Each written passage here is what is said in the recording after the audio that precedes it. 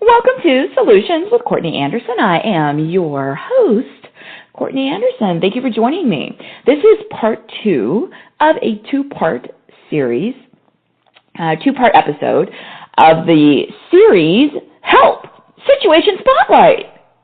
The two-part episode title is, How Do I Respond to Direct, Brutal, Verbal Insults and Intimidation at work?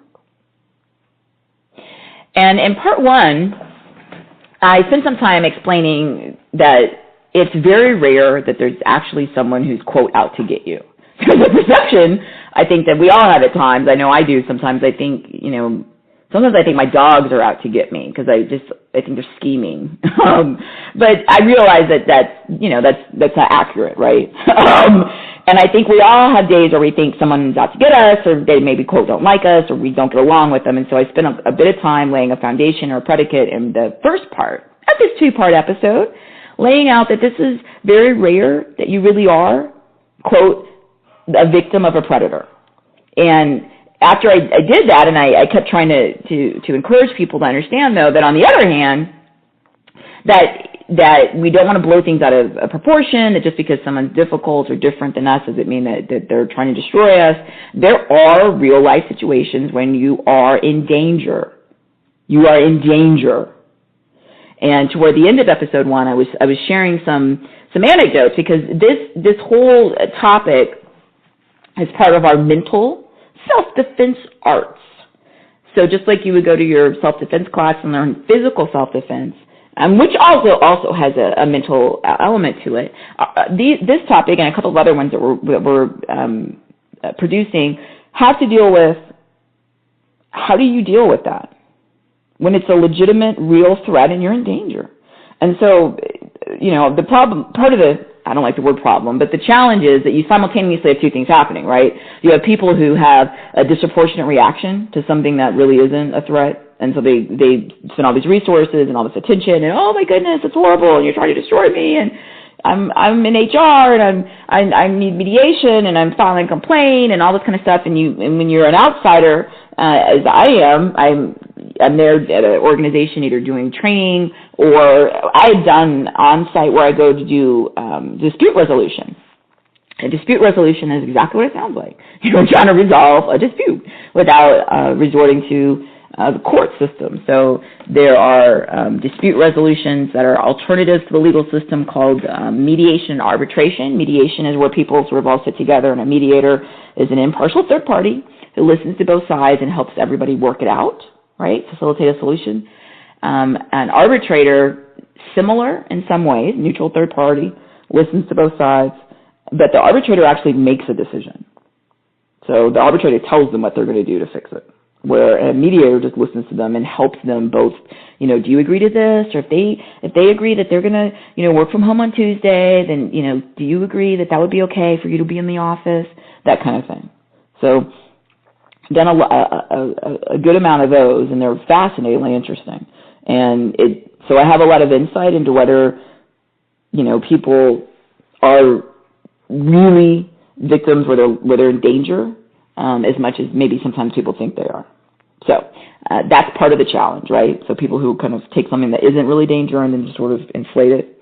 And then the other part is that there's some people who just sort of so removed, for the good fortune in their lives, right? Like they just never have experienced anything like this. And they're just sort of, a bit naive almost. Like, why would that happen? I mean, I didn't even realize that was happening.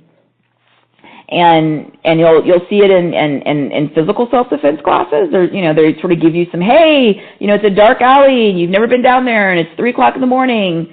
Maybe don't go down there by yourself, right? Like go somewhere where there's other people, like a store or gas station.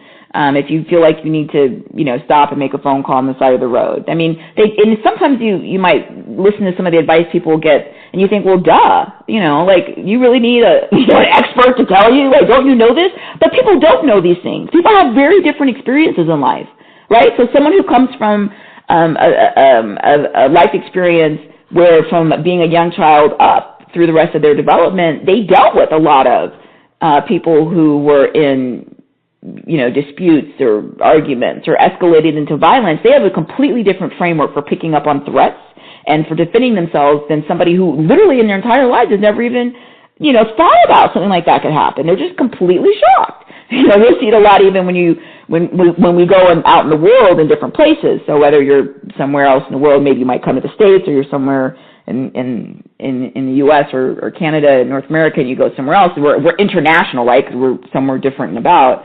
And you'll see a lot with tourists, and they have to give tourists all this advice, no matter where the tourist is from. But the idea is, the tourist kind of stands out, right? Because they act in ways and they sort of draw attention to themselves by standing out that in a way that might be something that a pickpocket or someone who's not a nice person, a criminal element can take advantage of them. So they have to do all this sort of public knowledge, right?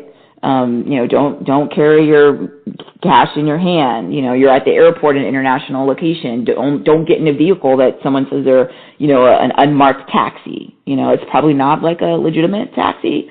You might have a criminal element or someone who's going to try to extort money out of you, and they already have your property. So there's all these sort of things that are, again, there's two parts of this equation. One part is there are people who just can take the littlest thing that's just part of, life as it is and make it into some huge, oh no, I'm been a victim and these people are horrible and I want them fired, when it's not reasonable. And then the other side is there are people who are just oblivious to the fact that there are actual real threats. And then because of that, they make themselves more likely victims because they're not paying attention and they're not aware of the threat. So I left off in the end of episode 1. I shared a little anecdote from when I was a child growing up that my parents had sent someone to pick me up from school. I didn't know the person, so I refused to get in the car with them and go home from school. I refused to even go near the car. I just stood there and literally stood my ground, on the sidewalk and said, I don't, know. And I shared a little bit into episode 1 that you'll see a lot of in the media around the world, people trying to warn adults and caregivers to teach young children, you can't just trust everybody. You can trust most people. Most people are wonderful people, but there are horrible examples. And I really, as I shared in episode 1, I like to try to stay in the sunlight. I like to be positive and optimistic and feel the warmth and the joy in life. And so I don't want to delve into, this too heavily, but there's so many of these situations, right? Or predators. Predators are people whose intention is to inflict pain. And they're out looking for victims. And so, unfortunately, in the instance with my analogy of being a young, my anecdote from being a young child, where do you get the predators? They're in the youth league. They want to coach something, or they want to, lead some young social group. They want to be around kids. Maybe they're a community leader. Maybe they're a religious leader. And you see all these cases, and they're just depressing as all, everything. But it makes sense from, again, at the end of episode 1, I shared, if your goal is to inflict pain, then you're going to look around and see how you're going to do it most efficiently. Just like if my goal is to go get a great Italian meal at an awesome restaurant, I would, spend some time trying to research and find the best place to get the best Italian meal. It's not that different. And so if you're someone who's looking to prey on children, you go where they are, right? I mean, if your goal is to inflict pain on little children, it's not going to do you any good to be somewhere around a bunch of 40-year-olds. There's not any victims there. I'm going to mention this because it's so weird to me. So as I've shared in episode 1 and in other programs, I've done a lot of really great things for work. I've always been excited about learning new things, and I hope, as long as I'm living and thinking and breathing, that I can continue to learn new things and have new adventures in life. But so I've done criminal law and family law, and as I was just sharing, mediations and arbitrations and all these exciting things. But it's always interesting to me. You'll see somebody, there'll be some media coverage of some horrible crime, right? And then they'll interview people, neighbors or something. So let's say somebody's, a rapist or something, or allegedly, or even convicted, okay. So then they'll go interview people who say, oh, I was their neighbor, or I worked with them, or whatever, and they'll say something like, oh, but the person was so nice. Right? And I just never understand that. What? If someone is into harming little children and you're not a little child, well, yeah, I'm sure they were nice to you. You're not the victim they were looking for. So, and I mean, I don't get it. And even the most prolific predator has limits. I mean, they have to sleep, and go to the bathroom and eat and everything. So they can't kill or rape or, steal from everybody. I mean, Bernie Madoff, the infamous at this time in history, white-collar criminal who had billions of dollars in financial crime. It's amazing for periods of time, decades. I mean, wow.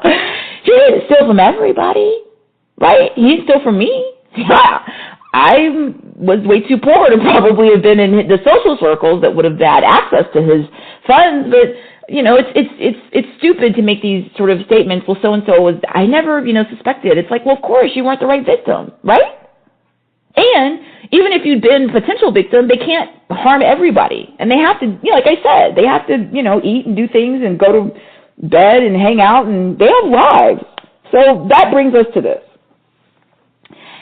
We're talking about the fact that they're predators. I've given many different anecdotes and examples from the end of episode 1, talking about someone's looking to rob somebody in a parking lot. Don't keep your cash out in your back pants or your bag. Pay attention and be alert. And I was emphasizing at the end of episode 1, trust your instincts. Trust your instincts. Now, I know that some people are saying, well, that conflicts with what you said earlier, that some people blow things out of proportion. Okay, I know. Better to risk blowing things out of proportion and be incorrect once than to risk being a victim. But people who have the problem of blowing things out of proportion typically have habits of doing this. They have long patterns where they've, had multiple problems and multiple jobs with multiple people. So it's not like a one-off situation. It's because they have this pattern, they're a victim, and that's kind of what they replicate. If you have had multiple instances where you believe predators are after you in the workplace, that in and of itself is a red flag that there's something going on that's unusual. Again, this is a minuscule percentage of the population. You shouldn't have it where every single place you've ever gone to do something professionally, you feel that there were predators there. That's just highly unusual. So, here we are. Assuming that you've never had this happen, or maybe it's happened once or twice, here you are, you're trying to understand, wait a minute, is this somebody who really is a predator? Are they really engaging in direct and brutal verbal insults and intimidation? And if so, how do I respond? All right, bottom line, these predators exist. I've had so many different examples. It might be. Maybe that's what I need to do, is put out like a multi-part, really detailed series, because there's so many different these types of predators. There are predators that prey on people who are very similar in age and similar in background. So you'll get people who are, same gender, same age group, sort of similar job responsibilities, and that's who they pick, because I think they have a perception that someone is a threat or a rival, and sort of that starts to make them feel like they're going to inflict pain. You get another type of predator in the workplace who is totally different. They use the disproportionate power. So it's usually someone that has a lot of power that's preying on someone that doesn't have any power. So either the boss and the subordinate, or somebody that's very high up on the power structure and someone that doesn't. And then the person who's the predator uses the fact that they've got all this clout, and they know that they perceive that the other person will be so frightened that they won't want to speak up because they won't want to take on somebody with that kind of power. So you see that type of predator in the workplace. You'll see groups of predators. And again, with this, they tend to be more similar than not. So again, you'll get same genders, and you'll have a group of, women talking about another woman behind their back. They'll go out of their way to ostracize her. They'll start rumors about her at work. People will do really, really, it's warfare. Some of these things are just incredibly interesting. What I was focused on in this episode is the one-on-one, more often direct. And so that's where you're not getting the passive-aggressive. You're not getting somebody who's going behind you and, quote, stealing your ideas, taking credit for it. You're not getting somebody who's, planting, rumors and gossip. That's more indirect and passive-aggressive. That's a different type of predator. It's a different type of response. I'm talking about something like this, and this is not – here's an anecdote from a couple years ago. So I'm giving a speech somewhere, I don't remember. And it was when I was traveling to, 200 plus 300 days a year on the road. So it's all the days and run together. But it was somewhere, it was a big event. So it was, a big conference. And so I finished the conference, and I remember I was feeling pretty good because I thought, oh, okay. Oh, I feel good. I met my own standards, so that made me happy. And I was also finished for work, so I was going to be leaving that event site and then, I think headed home. I can't remember. Anyway, so I'm happy. Yay. And there was a attendee at the event who was a female, and she came up to me. Everybody's sort of walking out, and people are, thanking people and asking questions and getting cards and follow-up information and all of this, and it was quite nice. And so the lady came up to me, and she said something like, "You're ugly, and your face is distracting." Wow. She said I was ugly, which was lovely. And then she said my face was distracting, which went well, I guess, together, right? My ugliness. And then I couldn't tell if my face was distracting just sort of naturally, the ugliness, sort of the grotesque features I have, or was she arguing that I was ugly just sort of as a baseline, and on top of that, I'd been doing my speaking engagement performance, right? So I'm making all these faces, and I'm using my body language and making, sort of exaggerated physical actions, which is what you do in that type of setting. But it was interesting. That was direct. Do you see?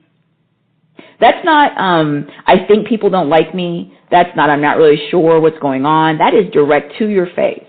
I've had other settings where people have said really not nice things to me that are, pretty brutal. But the point of it is simply this. People who are predators are looking for prey. And sometimes they're just going to find the closest thing around, right? So that's the crime of opportunity. They're just there. That's kind of what happened with this lady.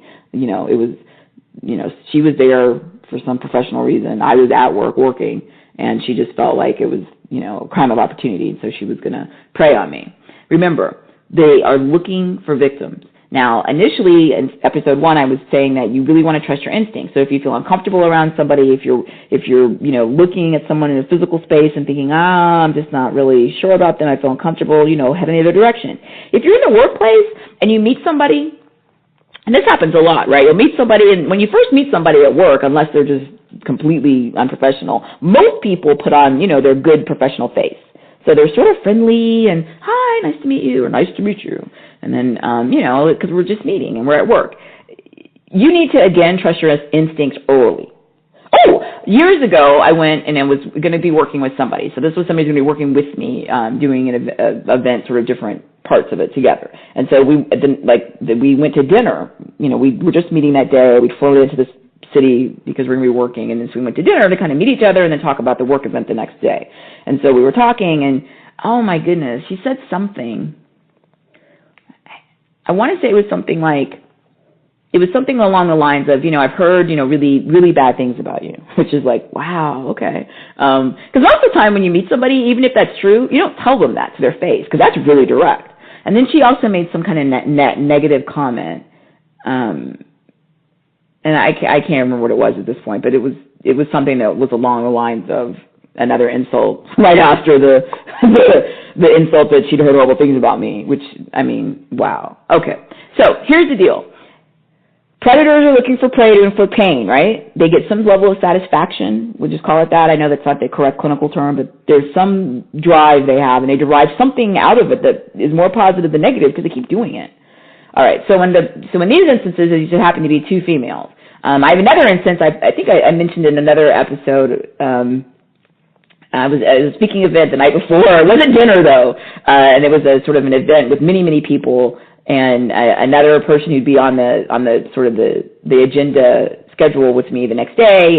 He came up to me, and he said something really insulting about, it must be really hard for me when people see me, and then they find out when I come on site, if they had never watched my videos, they'd see that I look like I do, and that I'm the ethnicity that I am. And he used some not nice phrasing to sort of say, he said something along the lines of, it must be really difficult for you when you get somewhere for a speaking engagement, and people see you and realize that you're I don't remember what the word is he said, but it wasn't the word black, but it was some other phrase to show that as an African American or a dark-skinned person that I wouldn't be welcome. And I've had lots of lawyers when I practice law full time say really horrible things to me in bad words. And then I met a lady. This is interesting. Education, which I do my education. I teach. I'm a professor. I've done that. I've taught for years and years. I love it. It's usually so happy. And it wasn't someone that I taught with at an institution I teach with, but I was on a plane. And I was telling this person I met on a plane, and she was saying how she, taught, and, she taught all these decades at some place in the U.S. in the Northeast, and she never named it, but she was saying how it was, I think she's in the medical field, I can't remember. She was in some science department, and so she was saying something, and then I said, and I teach, and I love it, and everything, and she said something to me like, it must be really difficult for you to walk into a classroom and not have any credibility with students. Wow. Wow. Okay, so that's a little litany of examples, right? You're ugly. People must be shocked when they see that you're, black or dark-skinned. It must be difficult for you walking in to be a professor when people know you have, when you have no credibility when they see you. I've heard horrible things about you, from other work colleagues. Those are just an example. I have a whole bunch of these. All right. The predator is looking for prey so they can find a victim. Remember we talked about that you're going to trust your instinct and you're going to try to do everything you can to be preventing or mitigating the chance of them picking you, right? All right. So when you meet people and they immediately say things to you that are really mean and they're acting kind of brutal, they are throwing down the gauntlet and letting you know they're not even going to pretend that this isn't some level of, psychological intimidation and warfare. And some level, I guess I appreciate that because it's kind of refreshing. You don't have to have sort of the pretense of, did I misinterpret that? Or, maybe I thought, am I being too sensitive? I mean, they just, kind of get right to it. And I guess there's something there that's a bit of a time saver. Okay. So we've tried to prevent things. Of course, you trust your instincts. So if you meet somebody and they say something mean or really direct to you, then that's not a joke. Don't misunderstand it, even if later they'll say stuff like, I was just kidding. That's my sense of humor. No, they weren't. Don't misinterpret this. Remember, this is all about work. This isn't something where, you met somebody socially, you were at a dinner party and everybody had some, great food or maybe somebody had some champagne. This is a work situation. So the type of predator that's in this environment and the kind of pain they're looking to inflict is different, right? Remember, we talked earlier in this episode that someone who wants to hurt children is going to go where kids are. It's again, you got to go where people want to go to, that are bank robbers. Where do they go? To banks, right? I mean, you go where the money is if you're a thief. You go where children are if you're into hurting children. If you're a workplace predator, you go where you can find a victim. So what's a victim for a workplace predator? It's any time they can go ahead and get the ability to know that they're going to inflict pain and change the outcome. Because remember that's why they're doing their act of violence, whether it's emotional violence or verbal violence or even physical violence. It's not so much for just I want to beat you up or break your leg or I want to call you names and make you cry. It's they're trying to change the outcome. And it might be that they want to make you be more, submissive and do whatever they say. It might be in a workplace that they want to make sure that you're not going to be, taking away what they perceive as their promotion or their opportunity. So one of the things I think is really positive and hopeful about all of this is that always remember when somebody's direct and brutal, they're saving you time because there's no game, right? About, hi, how are you? I'm so glad we're working together. Like they just skipped all that. It's in a way, it saves everybody time. And the other thing is this, there's something positive to being on somebody's radar enough that they view you as a threat. Remember, these are workplace predators, so it's not the same type thing necessarily as somebody wants to rob you in a parking lot and steal your cash. I mean, these people do kind of want to rob you and steal your cash, right? Like they want you not to get the contract or you not to get the promotion or you not to be successful and ideally for them to get it. I mean, right? So they are actually in a way trying to steal your cash. But they view you as a threat, which I think in a way is a bit of a compliment, right? Because we know that the opposite of love isn't hate. The opposite of love is indifference. So the fact that, when the lady I met that I went to dinner with and, never met this lady in my life, and she starts off telling me how she's heard bad things about me, which is, really? And then saying all these other mean things she said to try to, I guess, intimidate me for the event we were doing the next day, I guess, so that in theory I'd fail and then she'd be a big success, and then, I don't know what happened. I don't know what her fantasy was. But I think in my personal opinion, when people do things that are brutal and direct, is A, it does save me time, because then I don't have to play games with, hi, either. But it also teaches me that they perceive me as having something that they want. Now, when we're in the parking lot and it's somebody going to rob me, then yeah, it's the same thing, right? They think I might have some cash. And when somebody's direct and brutal with you, they're telling you, they're signaling to you their weakness. They're signaling to you the fact that, that they're playing they're showing you their cards. Now, you can tell I'm not a gambler, right? But the idea is this: look, I don't even know what other people think about me. And that usually is an advantage for other people, because I'm not really sure. A lot of the things,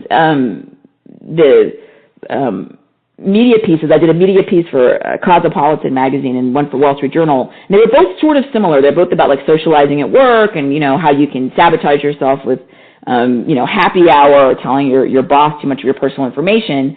And I got stuff posted on CourtneyAnderson.com, or you can go read them at the sites. But it's interesting because normally the psychology that's passive-aggressive or sort of group dynamics, then when you don't let other people know what you're thinking, you have an advantage, right?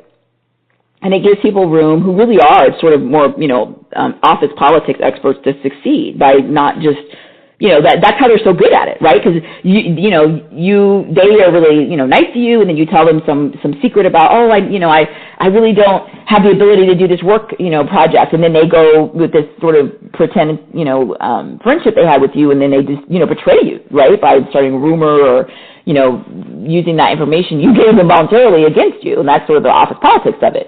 And so that's a totally different game. Somebody who's direct and brutal is a predator, and they might be initially motivated by some sort of perceived threat from you, but they also want to inflict pain. Because you could be a perceived threat. Most of us at some level, I don't see it like this, but, I look at work like, look, at this point I'm old enough and I've done what I've done that I'm selling me, and, there's kind of only me, and I have my perspective and experience and education and skills, and so I don't really see other things as competition. But that's not my personality. But other people do, and that's not necessarily a bad thing, right?